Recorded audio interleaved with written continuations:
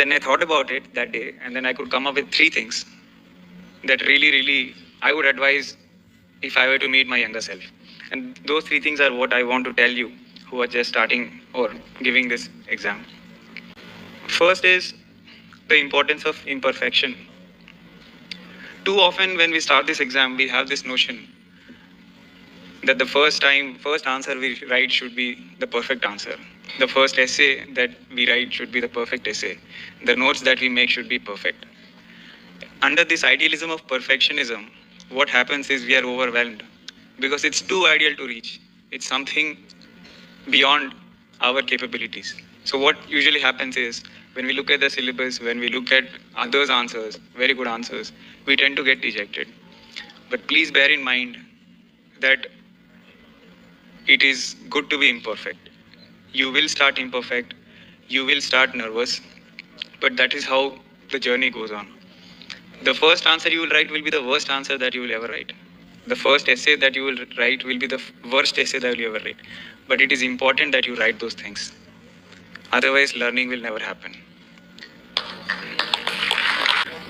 And the second important thing that I would advise is the importance of the here and now. What do I mean by it? Too often in this exam, we tend to get lost in our thought process. We either are thinking about our past or fearing our future. What has happened to the one test? Why did I not put that prelims bit correctly?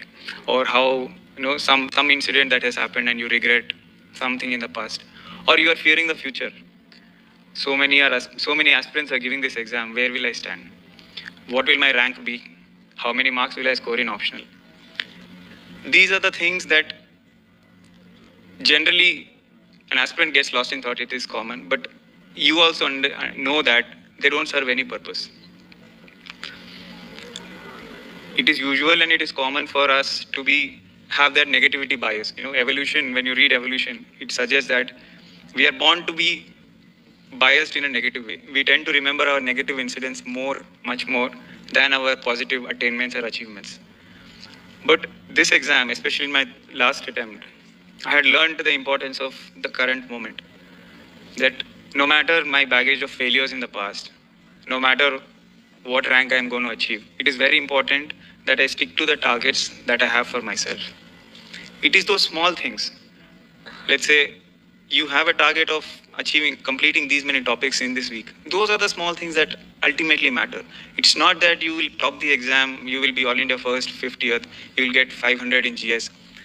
Those don't serve any purpose. What serves purpose is how focused you are in those 1 hour sitting at your study table.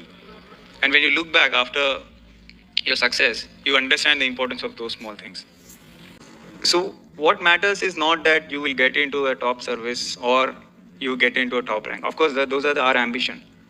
But the time you spend thinking or ruminating about it is time wasted. What must be in your minds are those 3 hours, those 20 questions, those 100 bits. That's all. You do those well and your accountability ends there, once you do that.